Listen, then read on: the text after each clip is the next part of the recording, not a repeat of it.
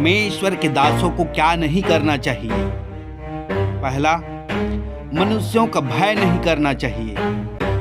नीति वचन 39:25 बताता है कि मनुष्य का भय खाना फंदा हो जाता है, परंतु जो यहोवा पर भरोसा रखता है उसका स्थान ऊंचा किया जाएगा। मत्ती 10:27, जो मैं तुमसे अंधियारे में कहता हूँ उसे उजियाले में कहो, और जो कानों कान सुनते हो उसे छतों पर से प्रचार करो।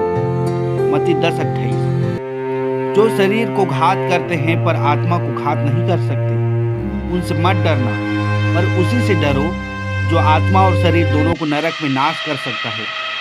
यिर्मयाह 17:5, यहोवा यों कहता है, साबित है वह पुरुष जो मनुष्य पर भरोसा रखता है और उसका सहारा लेता है, जिसका मन यहोवा से भटक जाता है। नीति वचन 21:1, राजा का मन नालियों की जल की नाई यहोवा के हाथ में रहता है, जिधर वह चाहता है उधर उसको मोड़ देता है। उदाहरण के लिए अंधे की माता पिता, यूहन्ना 9:20, उसके माता पिता ने उत्तर दिया, हम तो जानते हैं कि यह हमारा पुत्र है और अंधा जन्मा था, परंतु हम यह नहीं जानते हैं कि अब क्यों कर देखता है, और न यह जानते हैं कि किसने उसकी आंखें खोली। वह सयाना है, उसी से पूछ लो, वह अपने विषय में आप कह देगा। ये बातें उसके माता पिता ने इसलिए कही क्योंकि वे यहूदियों से डरते थे, क्योंकि यहूदी एकाक कर चुके थे कि यदि कोई कहे कि वह मसीह है तो आराधनालय से निकाला जाए। बी, गुप्त चेले, यूहन्ना 12:42, तो भी सरदारों में से भी बहुतों ने उस पर विश्वास किया, परंतु फरीसियों के कारण प्रगट में नहीं मानते थे, ऐसा ना हो कि आराधनालय में से निकाले जाएं।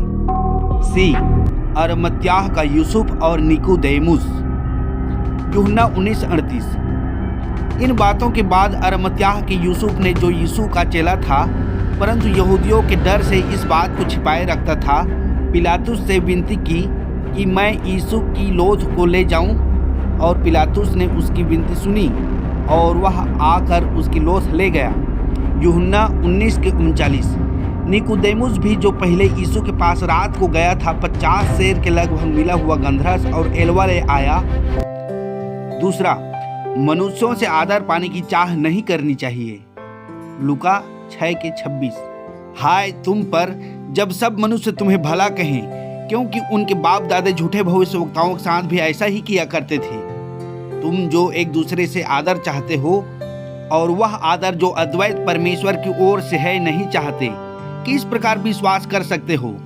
उदाहरण मत्ती 22:15, तब फरीसियों ने जाकर आपस में विचार किया कि उसको किस प्रकार बातों में फंसाएं। सो उन्होंने अपने चेलों को हेरोदियों के साथ उसके पास यह कहने को भेजा कि हे गुरु, हम जानते हैं कि तू सच्चा है और परमेश्वर का मार्ग सच्चाई से सिखाता है और किसी की परवाह नहीं करता, क्योंकि तू मनुष्यों का मुंह देखकर बातें नहीं करता। इसलिए हमें बता, तू क्या समझता है, कैसर को कर देना उचित है कि नहीं?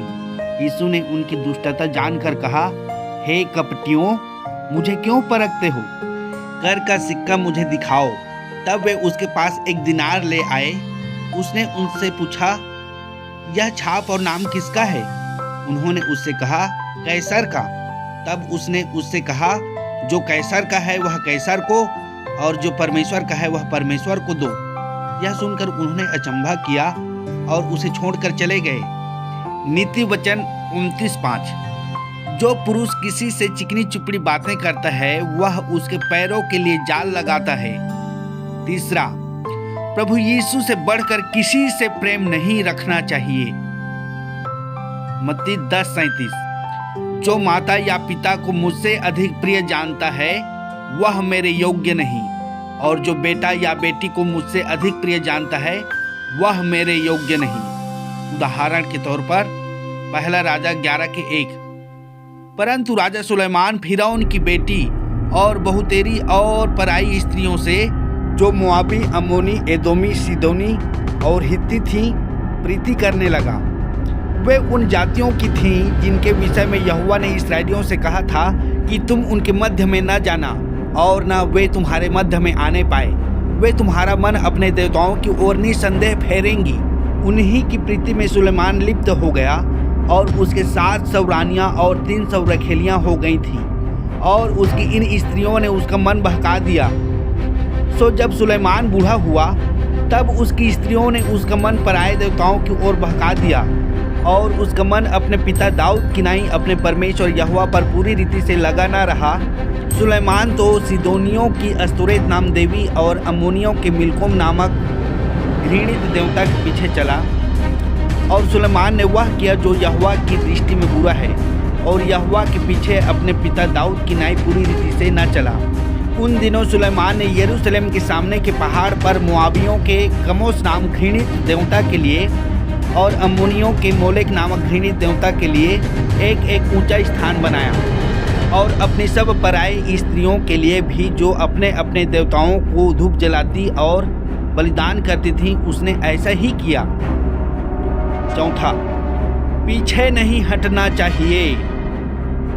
इब्रानियों 10:26। क्योंकि सच्चाई की पहचान प्राप्त करने के बाद यदि हम जानबूझकर पाप करते रहें तो पापों के लिए फिर कोई बलिदान बाकी नहीं। हाँ, दंड का एक भयानक बाट जोहना और आग का ज्वलन बाकी है जो विरोधियों को भस्म कर देगा।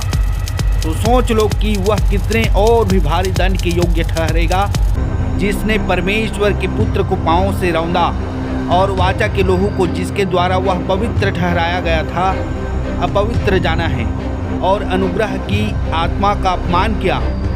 क्योंकि जिन्होंने एक बार ज्योति पाई है, जो स्वर्गीय वरदान का स्वाद चख चुके हैं और पवित्र आत्मा के भागी हो गए हैं और परमेश्वर के उत्तम वचन का और आने वाले युग की सामर्थ्यों का स्वाद चख चुके हैं, यदि वे भटक जाएं तो उन्हें मन फिराव के लिए फिर नया बनाना अनहोना है।